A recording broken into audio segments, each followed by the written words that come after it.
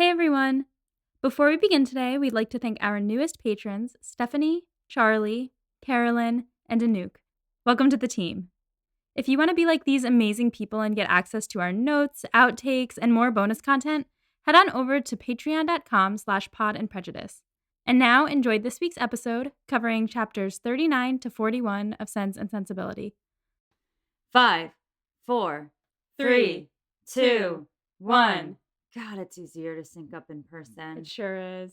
Oh, man. My voice is actually starting to sound a little better. I'm not used to, going out. Yeah, Becca last night when I was on my way in from I had gone out, I went out to dinner, I got drinks, and it was 9:30 and I came in and I was like, "Oh, I'm so tired. I'm excited to get in my pajamas." And Becca looked hot. And I was like, "What are you doing?" I was going out on the town. Now, I didn't get, tipsy or anything. I had, 2 beers. That's, not very much to drink. But just I was out late. Yeah, you left the house after my bedtime. Well, actually, I stayed up probably until you went to bed too. There was one time I always associate Molly as someone who, goes to bed at a reasonable hour. And I'm making it sound like I'm a party animal. I was at a friend's house until 1 in the morning and I got back super late and I was trying to be super quiet so I didn't wake Molly. And then I got in my room and I was getting into bed and I hear Molly go to the bathroom. And I was like, "Oh, she's still awake?" I was reading. So you heard all of my attempts to be quiet coming in. Yeah. Oh boy. This is a little window into the life of us as roommates. And they were roommates. Yes. But you know who wasn't a roommate? Jade Austen. Really, really smooth transition, Becca.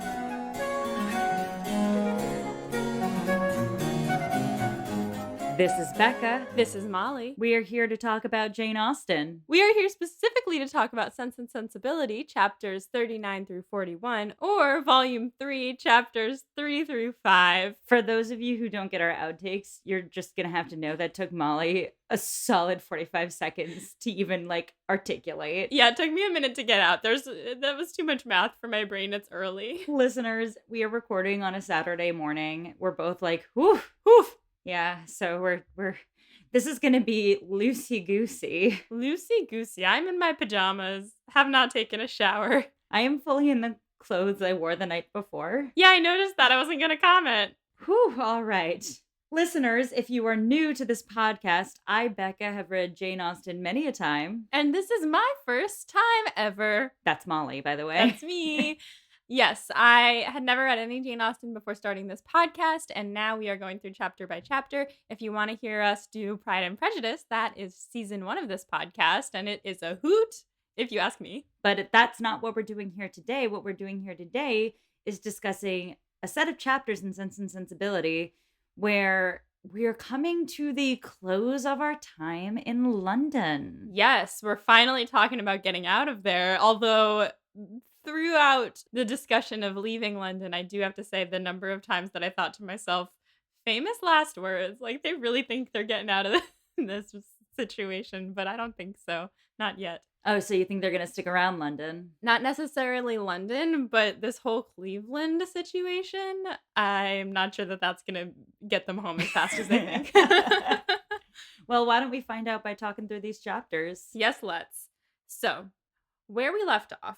Where did we leave off? Lucy and Anne got kicked out of Fanny's house and Edward got disowned. Yes, that's the gist of it. It went public. Edward's relationship with Lucy, everyone knows now, and he has been fallen from grace. Yes, he has, and Robert Ferrars has taken over as the first son of the family in every capacity. Robert Ferrars sucks. Robert Ferrars sucks. Yeah. So, today, where we are. It's been more than 2 months since the Dashwoods arrived in town, and they both really want to go home at this point. So Elinor goes to talk to Mrs. Jennings about it, and at first Mrs. Jennings is like, no, what? No, stay forever. But she proposes the following plan. In March, the Palmers are supposed to be going to Cleveland. Now, this is not Ohio, but can you imagine? Yeah, Elinor and Marianne really want to stop by the Rock and Roll Hall of Fame and try some chili. Although, I feel like Chili's more Cincinnati, so maybe Cleveland pierogies. I don't know. People from Cleveland who listen to this podcast, tell us what like Cleveland food is. Yeah, I've never been to Cleveland, but I feel like I know a lot of people who live there or have lived there. I've only been to I used to go to my aunt's house in Cleveland every Thanksgiving, but I can't say I've spent a lot of time like hanging out in Cleveland because it's been one of those situations where you're just like cooped up with your family in a house. I've been to the Rock and Roll Hall of Fame though, so maybe I have been to Cleveland. Yeah, I don't know. I know their river caught on fire, and I know that 30 Rock uses Cleveland as the benchmark for ideal places to live. Nice, nice, nice, nice. All right, well, there you go, Cleveland. You got that going for you. Yeah, listeners from Cleveland, send us fun facts about Cleveland. And listeners from Cleveland in England, tell us what that's like. Yes, well, Cleveland's the name of the estate in this. Oh! You must have been so confused. I thought it was a place. Well, kind of. It's the name of Mr. and Mrs. Palmer's estate, I'm pretty sure. Oh, all right. And it's in Somersetshire. Somersetshire. Yes, and that's notable to Marianne in this chapter because that's where Willoughby's estate is. Right. So they said the plan is they're going there. They invited Mrs. Jennings and Elinor and Marianne and Elinor is like, this is great. Marianne, we're going to do this thing. And she's like, Cleveland, no. And I was confused because at first she said, but it's, it's not the place where ... And then Marianne is like, but it's in Somersetshire. And then I assume that's where then whatever his estate was called. I don't remember. Magnacombe. Oh, right. It has a douchebag name. Yeah, for a douchebag man. Magnacombe. So Cleveland is Mr. Palmer's estate that Charlotte married into, Mrs. Palmer. And it's in Somersetshire, however that's pronounced, with Willoughby's estate, Magnacombe, his small estate, not the one he is inheriting from Mrs. Smith. Right, because that's Allenham Court. Yes, and that's near Barton. Cleveland is close to, no, it's Combe Magna, not Magnacombe. That's a little bit less douchey, but like still douchey. Still pretty douchey. It sounds like either a body spray or a really intense but probably low-grade chocolate bar. Oh, I was going to say a condom brand, but that works too. Because Combe sounds like condom and Magna sounds like Magnum. Yes. Yeah, I got where your mind went. Yeah. It also sounds like Magna Carta. All this to say that we learned earlier in the book that Charlotte and Mr. Palmer associated in similar circles that knew of Willoughby, where they were. So that's because they're in the same like area of England. Oh, right. Because I remember there was like a whole conversation at the beginning where she was like, oh, Willoughby, I know him very well. And they're like, really? And she's like, well, I know of him. Exactly. So they don't live close enough that they like socialize all the time, but they're in the same like vicinity. I see. So that would be enough for Marianne to be like, no, thank you. But Elinor is like, listen, it's a lot closer to home than we are now. Elinor sees this as a really nice layover between their two stops, like a nice hotel stay, when you're like on a really long road trip and you're like, it's okay. We have this like midi trip built in the middle that'll be like kind of having fun while we're on this road trip. That's kind of what this is. Yes. And it's a way for her to be like, get out of London. We'll be one stop closer. Mrs. Jennings wants us to come back with her to London, but we're like, no, then we're just going to go home from there because we're already on our way. So it's supposed to expedite the process. And she says, and this is where I wrote famous last words in my quote. She says, there could be no occasion for their staying above a week at Cleveland. They might now be home in little more than 3 weeks. There could be no occasion for their staying more than a week at Cleveland. That sounds like Chekhov's gun. Have you ever seen the show It's Always Sunny in Philadelphia? I have not, but it's been brought up on this podcast before, so perhaps I should. It's a very good show. And one of the like ongoing jokes of the show is that they'll say something in the opener and then it'll switch to the credits, and every episode's called like The Gang Goes to City Hall or The Gang Learns About Gun Violence or something like that. And it's always like ironically juxtaposed by what they just said. What's a good example? Like all the characters are talking and one of them goes, in no way will I ever move to the suburbs. And then it'll flash, Dennis moves to the suburbs with the theme music. So the theme music goes, do, do, do, do, do, do, do, do, do. And so every time I see a line like that, I'm always just like, Do, do, do, do, do, do, do, do, do. That's very also like, I may safely promise you never to dance with him. Do, do, do, Exactly. do. Exactly. It's like, well, now you're gonna. Right, so we're not staying in Cleveland more than a week. Do, do, do, do, do, do, do, do. Yeah, exactly.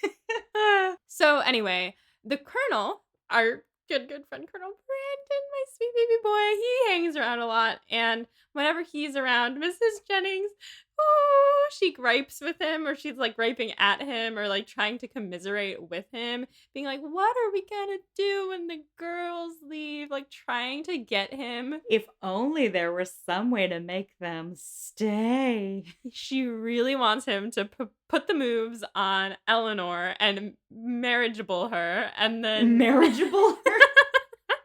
it's morning. It just came out of my mouth. She wants him to marry her and keep them there, basically. But he's like, uh-huh. And then the next 2 chapters, 2 to 3 chapters, are just Mrs. Jennings misunderstanding things. And it is so funny. Oh, yes. So this is the part where Mrs. Jennings becomes the main character in her own story and basically just creates the narrative that Colonel Brandon proposed to Eleanor because they're having a serious discussion nearby. Yes, and it persists. And I was so excited for it to persist. And I'm so glad that the narrative did persist for the rest of these chapters. Because I was like, that's farcical right there. Oh, yes. This is slapstick. The circumstances around it are so severe, but Mrs. Jennings, living her best life, is bringing that Jane Austen comedy to the situation. Yes, it said, quote, that she was too honorable to listen. She overhears everything because, so she watches them go into the corner looking serious, and she watches all of Eleanor's facial expressions. She thinks like, oh my gosh, like she overhears like various things, like him apologizing for the badness of his house and saying, I am afraid it cannot take place very soon. So she thinks he's making an offer right now. Yeah, she thinks basically it's time to propose because she has deemed it time to propose. Right. When in reality, we have the bros to end all bros, Eleanor and Colonel. He leaves at the end with, quote, the utmost sang-froid or sang-froid. I don't know. It means composure or coolness, sometimes excessive, as shown in danger or under trying circumstances.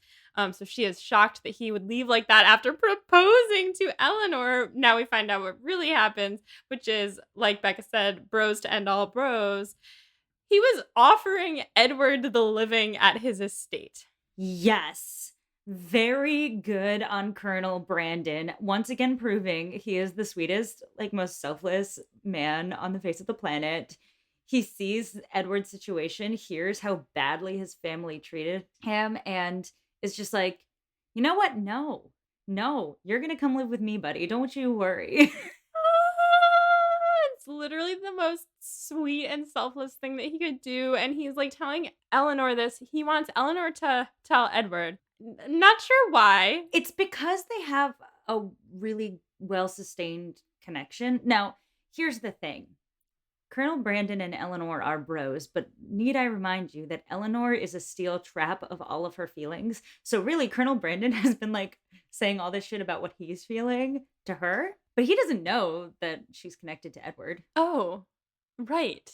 That's why at the beginning he was like, when he like walks over with her, he's like, is it true that Edward is engaged to a very eligible young woman and blah, blah, blah, blah? And Eleanor's like, uh-huh. Yeah, he just knows they're friends. That breaks my heart a little. But yeah, so he puts Eleanor in a bit of an awkward position, but she agrees to do it. She wishes that he would do it, but he's like, no, you should do it. The living has 200 pounds a year. That's when he was apologizing for the living. He was like, oh, it's not that great. It's like, I wish it was more profitable or whatever. He doesn't think that's enough for him to get married on, but Eleanor thinks it is because they were just going to get married once he had a living. And now she has to be the one to tell him, to give him the news that will allow him to get married to someone who's not her. Want to make a really quick point here about just like what he's offering in particular. I'm sure you've surmised he's offering him to basically be the Mr. Collins to Colonel Brandon's Catherine de Bourgh. Yes. And it is a small living. It is not super comfortable yet, but he does make the point that it has potential growth to it. so he can make it more profitable. So I think Colonel Brandon's point here is not that Edward's just going to have to be a bachelor and live there. I think his point is, okay, you take the living and you save up and you make it more profitable. And once you've done that, you can marry and have a family. Yes, he says it cannot take place right away, Yes. the marriage, which is what Mrs. Jennings overhears and thinks she's talking about between the two of them, but that's not what he means. Yeah, but this is a big deal because this is a much more this is a profitable thing that Colonel Brandon has in his possession. It's not much now, but it can be grown into something very great. So him giving it as a gift is actually very, very generous. Yeah, I know it's super generous, and we're going to hear from Robert what he thinks about that later. But yes. So that is that chapter, and the margins of my notes are like, I really hope this goes on for a while, this misunderstanding between them, and it just gets better and better. Like, they keep doing that thing, where two people are talking about different things, but they think they're talking about the same thing, and neither of them ever says the thing that they're talking about. Do you know what does that the best? New Girl. Yeah! The popcorn maker. Oh my god, this is the popcorn maker episode.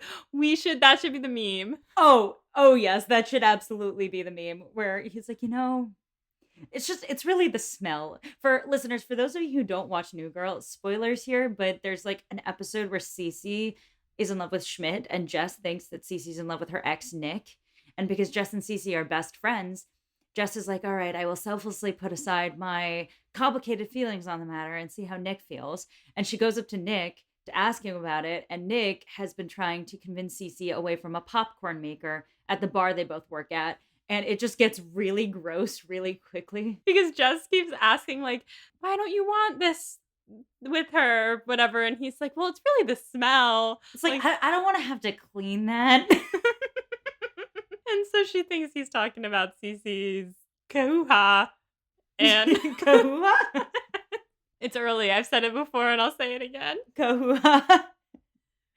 Oh my. Anyway, so that's where we're headed with this misunderstanding, but we'll get there soon. I'm sorry I made up a new word. Shakespeare did it, why can't I? Kahuha. You're going to use it now, though. Oh, I'm like thinking about when I will next use that word, but we'll see. Kahuha. All right. Also, apologies to any listeners who don't like swearing. I'm so sorry. We're both New Yorkers and we swear a lot. So sorry to any of our listeners who don't like the swearing. It's not going to stop because it's as inherent to the way I talk as my American accent. Yeah, it's too late at this point. Like, if we were going to start a new podcast, maybe we could, use some bleeps or try to use Jane Austen themed swear words instead, but it's too late. Yeah, fuck it. Yeah. Kahuha, which isn't a swear word, but should it be?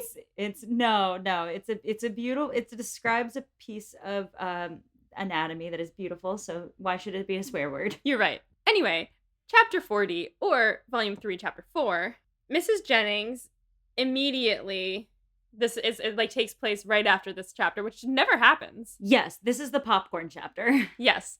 So immediately she's like, I won't ask, but I did overhear your conversation, and I wish you all the joy in the world.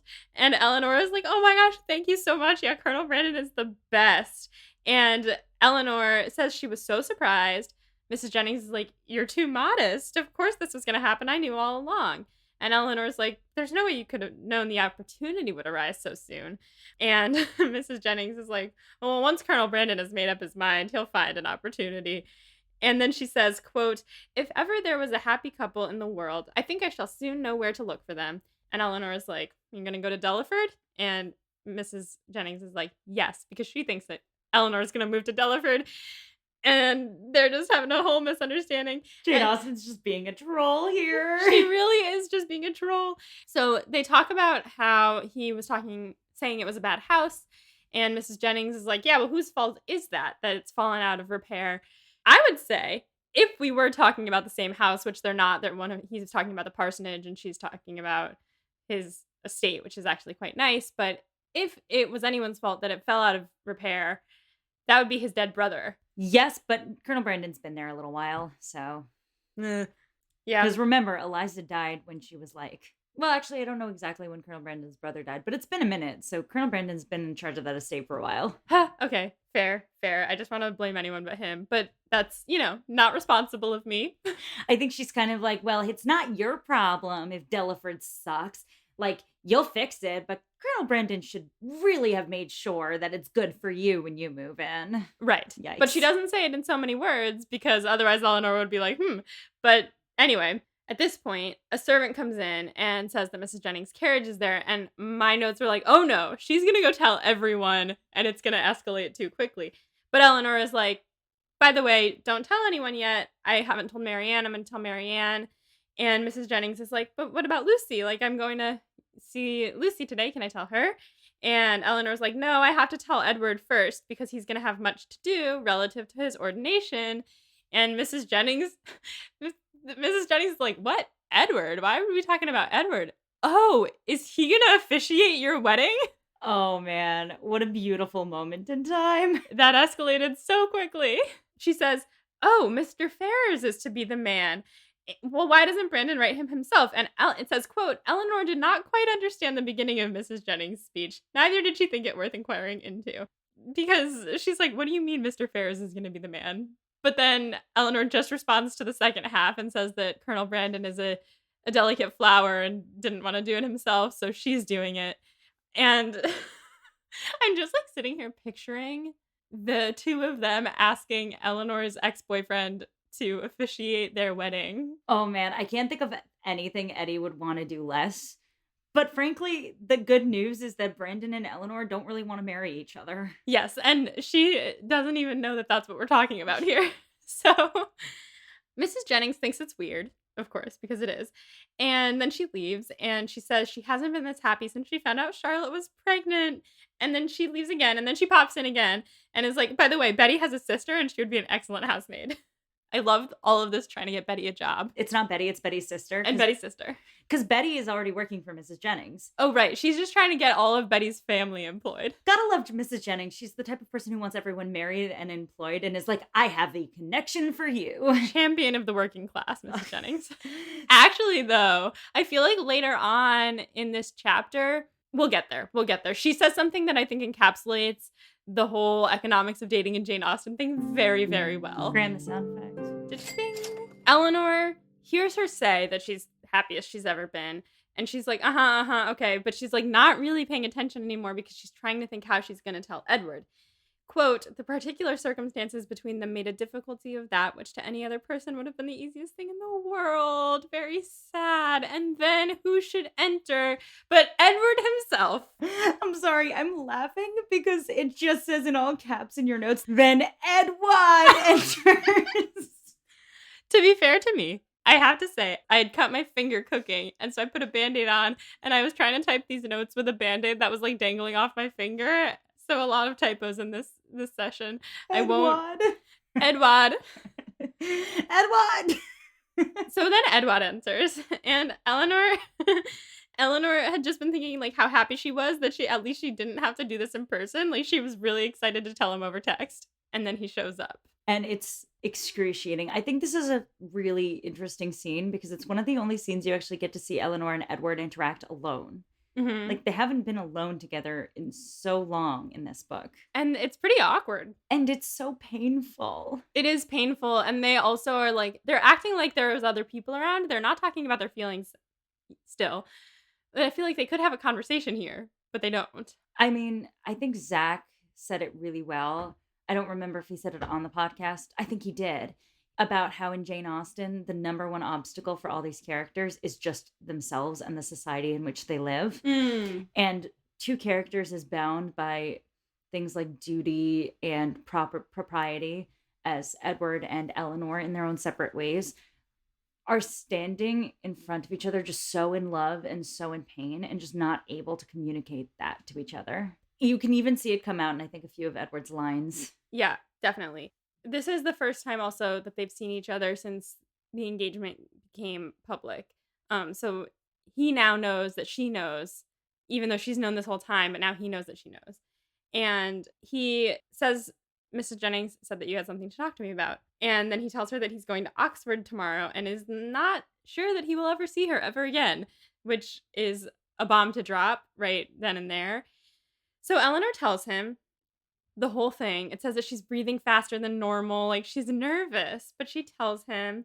And at first he's speechless with this news, and then all he says is Colonel Brandon. And he says, "Can it be possible?" And Eleanor is like, "Well, your family sucks so much that you're probably surprised that there's any goodness in the world." The exact line is, "The unkindness of your own relations has made you astonished to find friendship anywhere." Which is so true. Yeah. He's been hit with such cruelty that the idea that somebody could feel bad for him and just like pop in there and give him something like really shocks him. But the line that follows, "No," replied he with sudden consciousness, "not to find it in you, for I cannot be ignorant that to you, to your goodness, I owe it all. I feel it. I would express it if I could. But, as you well know, I am no orator." He's not. Look at Molly melting into a puddle over Edward Ferrars here.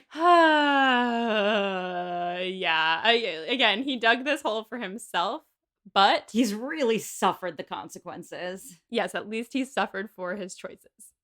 That's what I'll say about that. I know that I have a small but loyal band of followers who agree with me that Edward is trash garbage and not compost. Oh, see, here's the thing. I saw in your face there a little bit of compost coming through. I know I wanted to apologize to my small but loyal band of trash garbage followers because I'm starting to feel a little bit sorry for this man, and he is sweet, and he did get himself into this mess, but he is also feeling bad that he did so and handling it with grace, I think, As best he can, I think. as best he can. Eleanor doesn't like that he is saying that she did this all. She's like, no, no, no, it's Colonel Brandon, it's not me. Like, he may have more pleasure in bestowing this living on you because he's a friend of mine and my family, and he knows that we're friends with you, but really it's just, I didn't even know about his plan. It's all him. She has to give that little admission because that's the truth. Like, yes, it probably actually is because Colonel Brandon wants to see her and her family happy, and he knows that they're friends. But she also doesn't want him thinking that she did this. And I think that the reason she doesn't want him thinking that this is her plan and her doing is because she doesn't want to give him more reasons to be in love with her, because she wants him to go, he's getting married. He can't keep being in love with her. And I think that's why she's saying this and not taking the responsibility for this situation, which is heartbreaking. Yes. And for a while, Edward is silent after this, and oh no.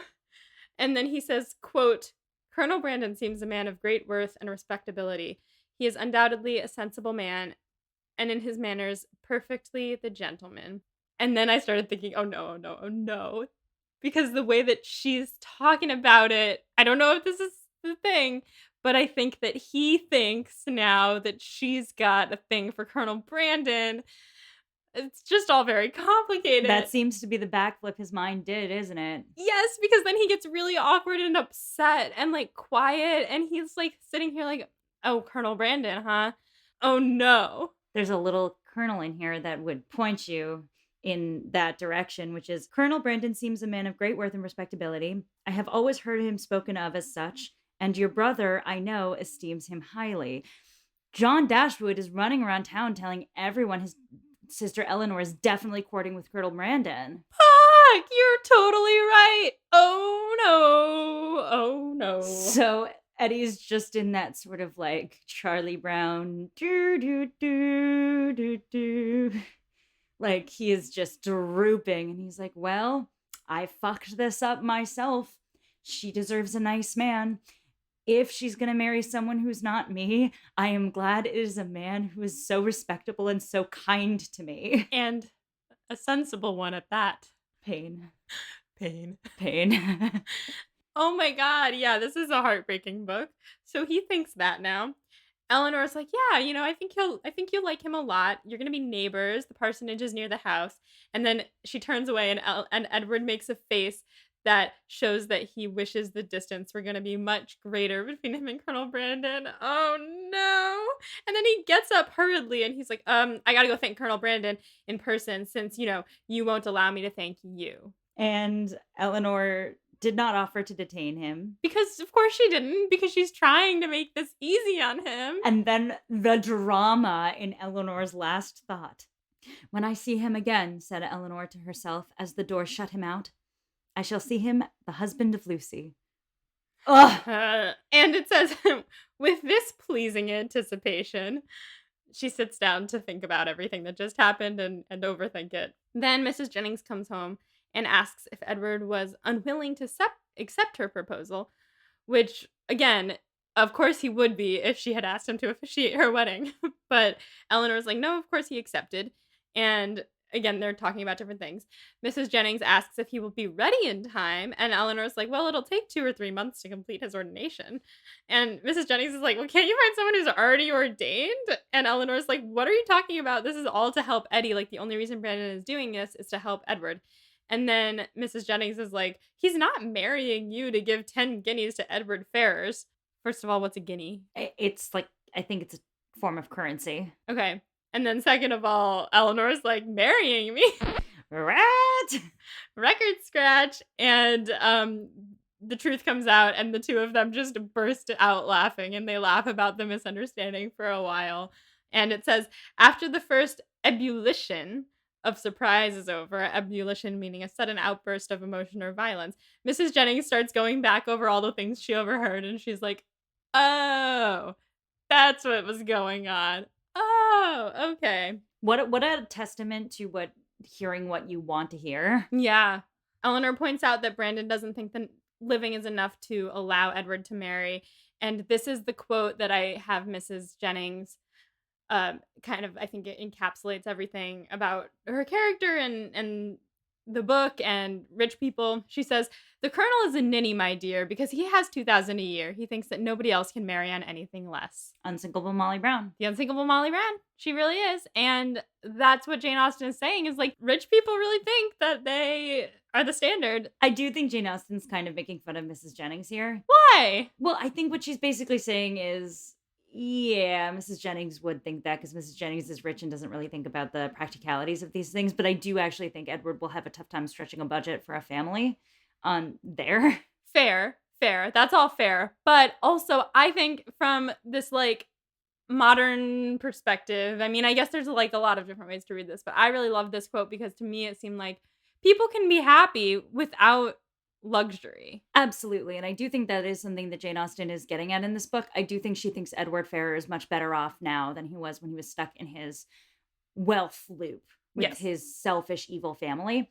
Just the kindness of someone who gives him sort of a middle class earning is definitely something that Jane Austen is pointing to in this book. You're totally correct for picking up on that. I do think in this particular case, Jane Austen is nuancing that take a little bit. And I mean, it's still common nowadays. Like, you'll hear people in their 20s and 30s saying they're like saving up to get married or have a baby because they want to make sure they're in a financially stable place. Sure. I think that's all Jane Austen's talking about. Like, That's fair. this is the equivalent of being like, nah, he can drop out of college, have that baby, no problems. And it's like, well, okay, maybe he can do that, certainly, but it might help to like get the good job. You know what I mean? Yes.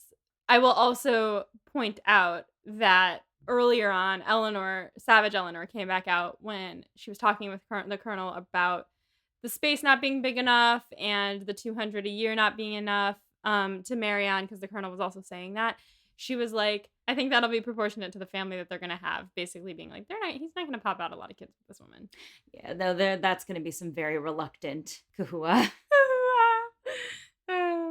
Nice callback. So, chapter 41, or volume 3, chapter 5, Edward goes to tell Lucy. Lucy is so happy. She tells Mrs. Jennings that she's never seen Edward happier.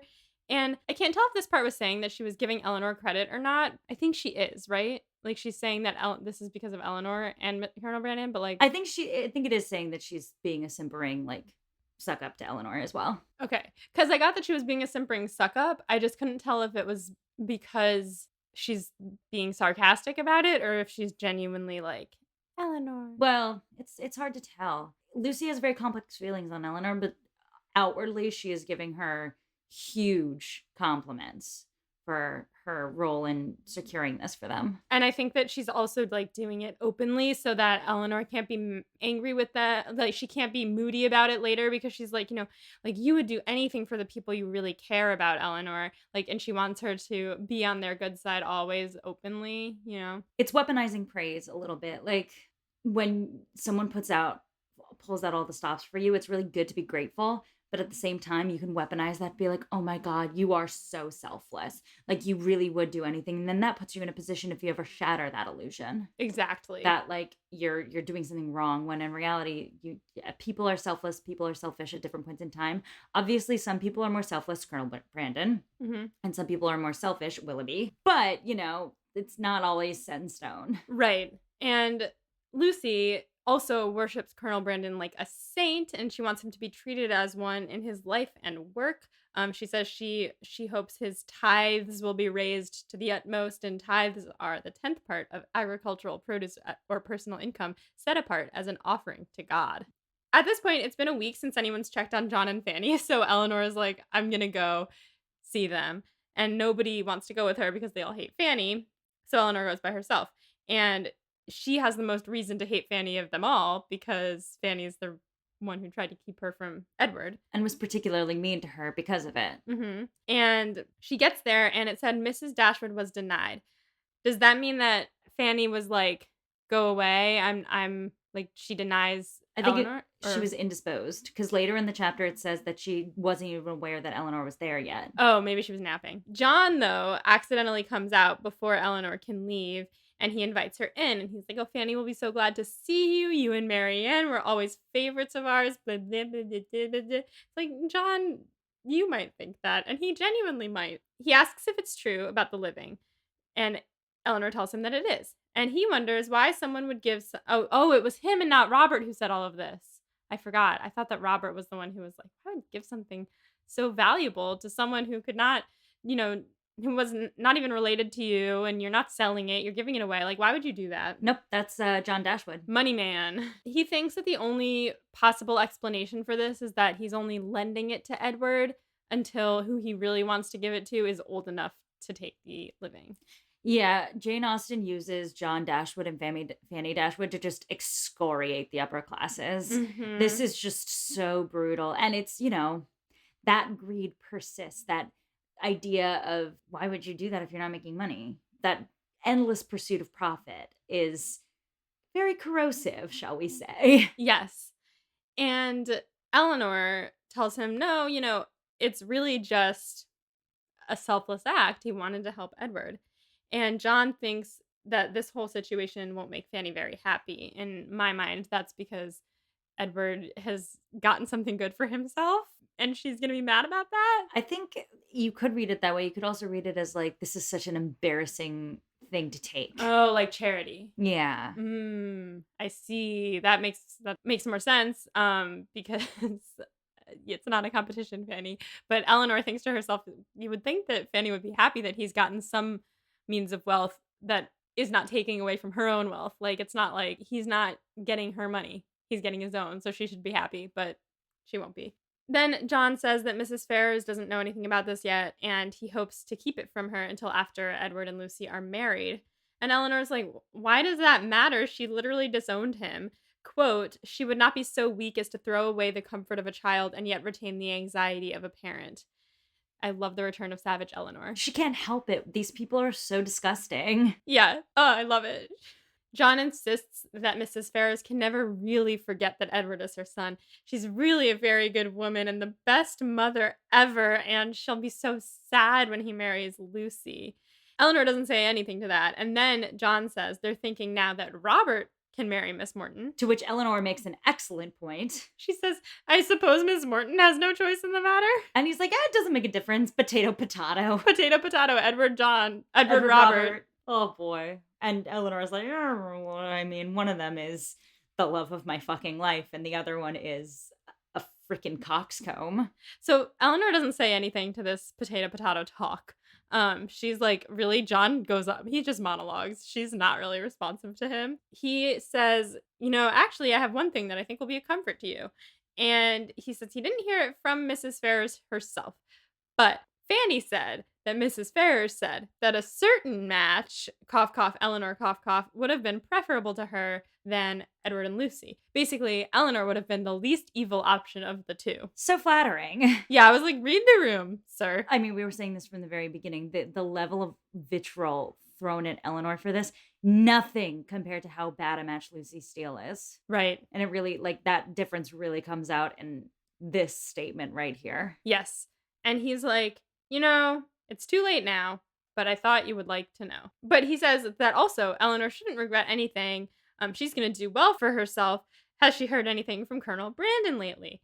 And luckily she doesn't have to answer this because then Robert enters the room. What is he doing there first of all? Oh, I guess he's the brother of Fanny. I was like, why is he there? They're nice to Fanny's siblings, just not John's. Yeah. So he comes in and John leaves the room to go get Fanny.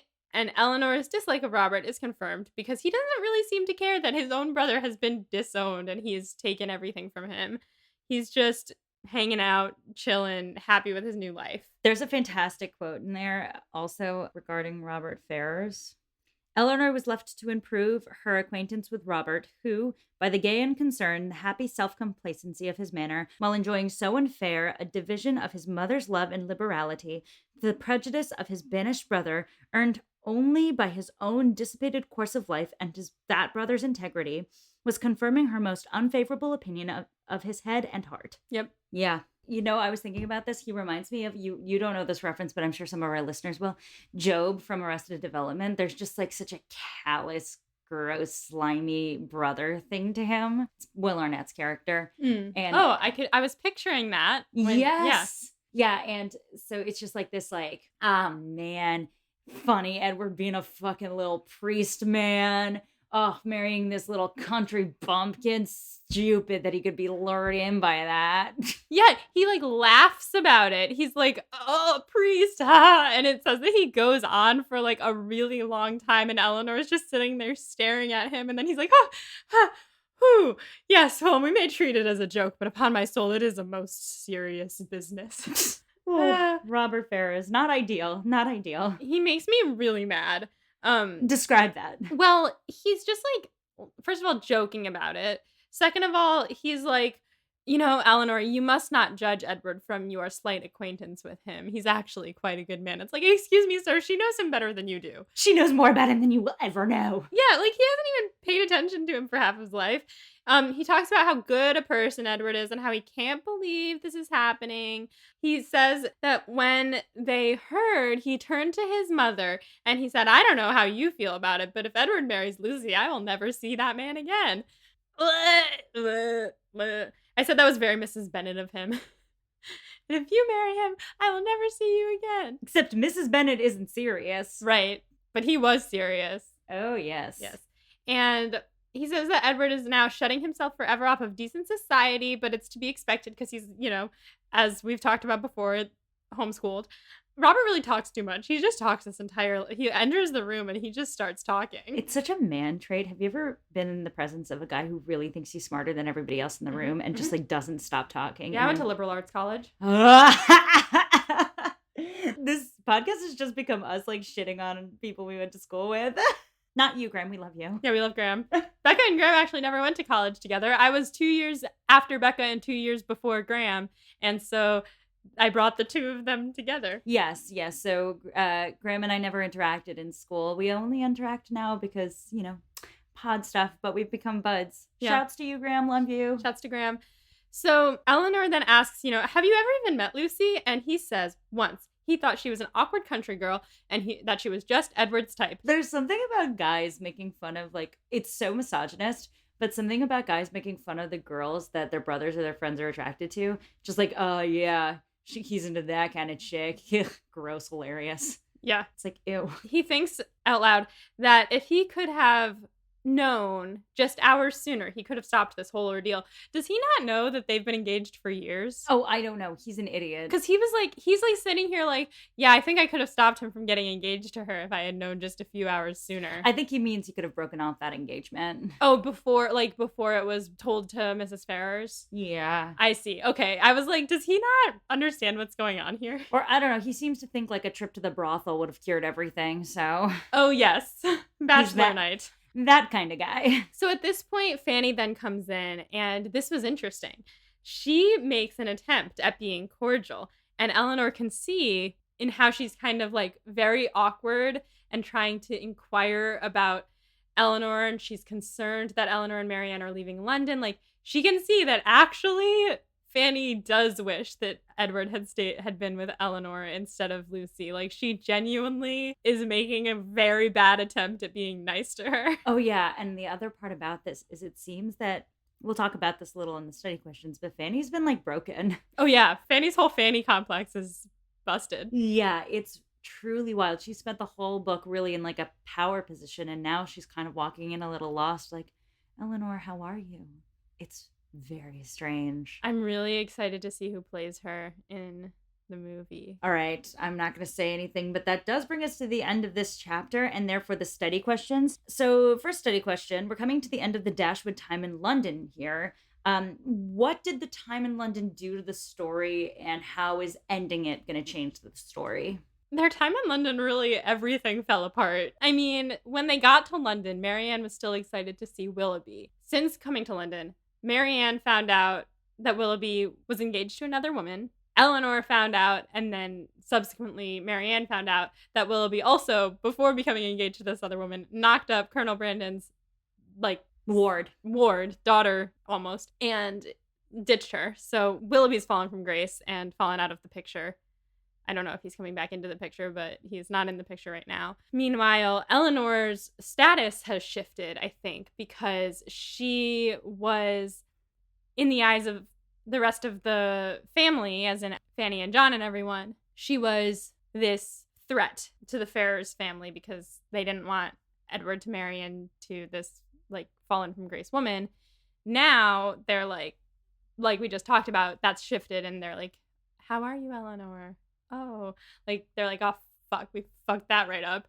And so her status has shifted. Marianne's fallen because she's the shunned woman. Shunned? I don't know. Jilted, I think is the word. Jilted. Yes. They've both been put in different positions. They've made some new friends. Their time in London, I mean, now they're going back to a much more secluded place. So the likelihood of running into anyone is less. But if they were to run into anyone, it would be higher stakes because there's nobody else around. That's a really great way of putting it. I was going to say London was really a catalyst for the story. Yeah. We were living in the country, kind of hanging out with the Middletons and Mrs. Jennings, and we met a few suitable, eligible men along the way, but like we were really, the drama was living in the girls' heads, and they were kind of out by the seaside. It's a seaside tale. Yes. Experiencing a lot of these feelings, but nothing really was like happening for them. Mm-hmm. And then they get to the city and the shit just hits the fan. All the drama that was starting to bubble up in the country comes to a head. All the players they had interacted with at different points in time started interacting with each other. We're mixing and matching all these people from like Norland and Barton and Delaford. I guess now we have a couple boys shacking up to be bros in Delaford together. Which, like, those two, I've never seen them in a room together, so I'm really excited to... Have we seen them in a room together, Brandon and Edward? Not really. I mean, I'm sure they've been in the same vicinity, like they've been at a party or two, I'm sure, but we have not watched them interact. I'm excited for that. Which actually brings me to my second question. Why did Brandon do this for Edward? Why did Brandon do this for Edward? Well, one, I think that Brandon's a really good person. Great person. Two, he has watched someone he loves fall from society before, and he watched her fall into death. I mean, complete despair and then dying. And so I think that he's more aware of like the societal implications of losing your estate and losing your wealth and losing your status. Also, he's in love with Marianne, and he loves Elinor in two different ways. I've come to accept. Proud of you. Growth. I growth, but also like I do think that there's a possibility in my life that I will write an adaptation of this book as Elinor and Colonel Brandon like fanfic, but as a play or something. I don't know. Maybe. Anyway, that's all to say that he knows that Edward is like family to them, and therefore he wants to do something for him. I don't know, it's complicated because it's like he's in love with Marianne, and I like every man so far in Jane Austen has been interested in his own end game at some level, but Colonel Brandon doesn't seem interested in his own end game. Like Marianne has, I mean, she thinks of Edward as a brother, so there's that, but I don't know that Colonel Brandon knows that because actually, for all of his being in love with Marianne, he's never really had a conversation. They've never really like talked. He's always been too awkward around her. So it's very piney of him. That's all to say. Is he interested in his own endgame, or is he just like, this is a nice thing that I could do for them? You touched on it. I think there's a lot of stuff. One is I think he just genuinely cares for the Dashwood girls and knows that Edward's important to them. But I think what's really triggering him here is the fact that Colonel Brandon lost the love of his life because his family was greedy and disapproved of the match. It was all about the greed of the family and, quote, the economics of dating in Jane Austen. And that's what Edward's family is basically doing to him. But instead of them shunting Lucy into poverty, they're sending Edward off with her. Well, I mean, instead of what happened, if you remember, Eliza was forced to marry Colonel Brandon's older brother, and Colonel Brandon was not allowed to marry the love of his life. And Edward's family tried to do the same thing to him. In Colonel Brandon's eyes, he doesn't know how Edward feels about Lucy, but what he sees is another family trying to coerce their son into giving up on his feelings because of money.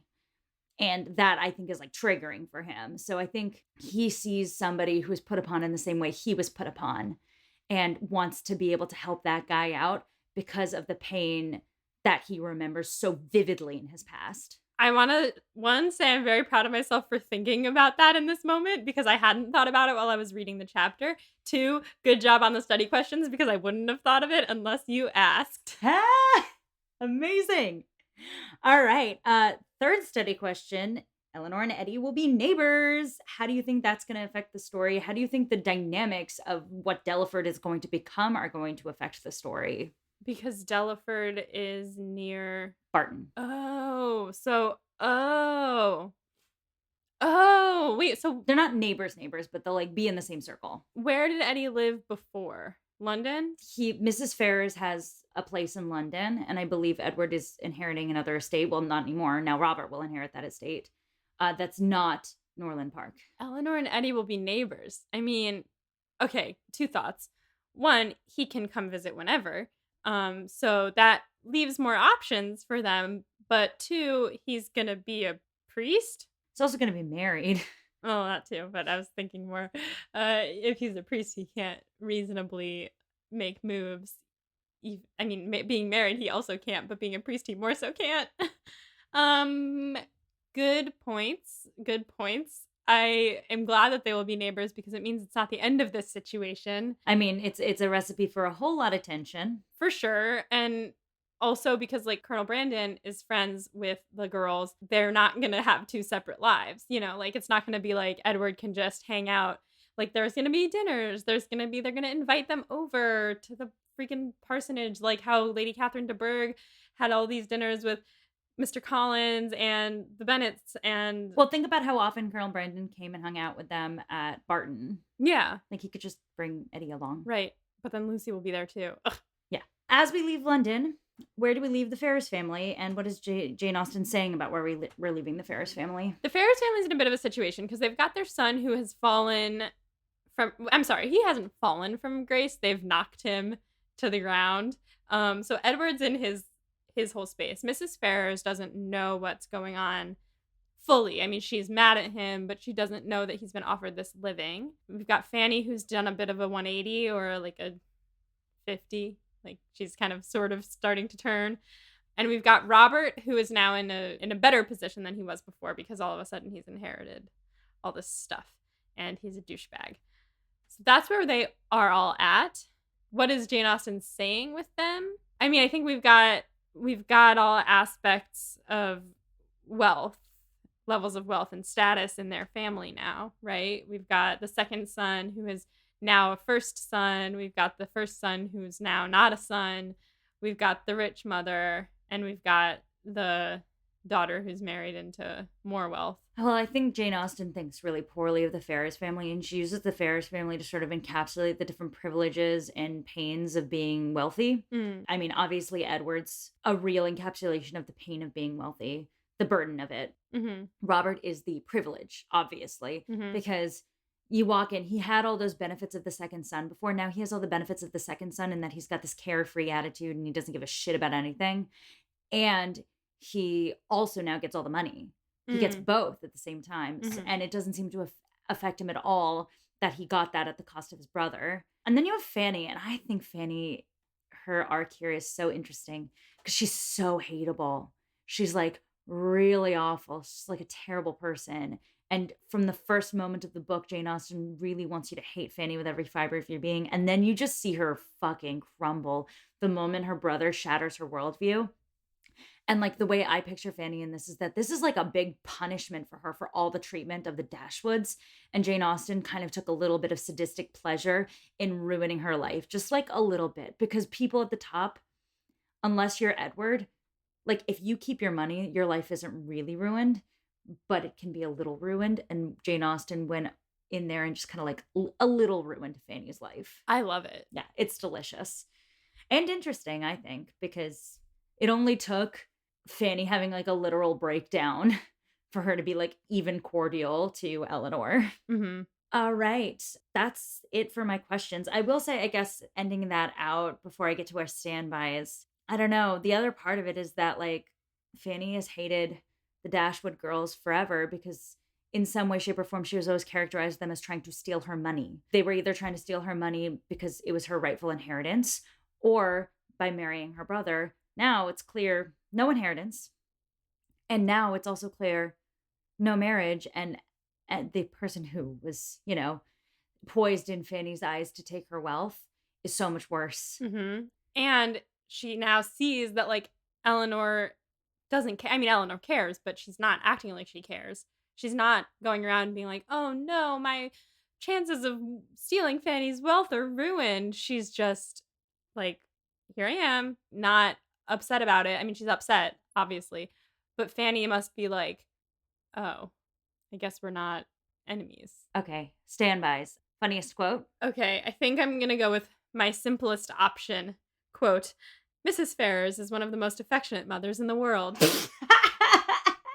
Said by John Dashwood. Yes. Oh, man. Ooh, rough look for our guy, John. Questions moving forward? All right. One, will we actually get back to Barton in 3 weeks? Meaning, will we in the next set of chapters? I don't know. Now I am curious also as to Edward and Eleanor being neighbors, and that's not going to be relevant until we get back to Barton. So I guess I'm curious mostly what's going to happen in Cleveland when we are there with the Palmers. Will we see anyone there of note? Perhaps the Willoughbys, because we're going to be in their neighborhood? Intriguing. Who wins the chapters? Colonel Brandon. Being a selfless boy. Yeah, I was like, "Oh, I gotta think about that." No, I don't. All right, listeners, that concludes this episode of Pod and Prejudice. It has been chaotic. Yes, we are not used to morning records. It's been a while since we've done a morning record. So for next episode, please read the next 2 chapters, All right. chapters 42 and 43. And until next time, stay proper. And find yourself someone who will bestow a living upon your ex-boyfriend for 200 pounds a year. Love it.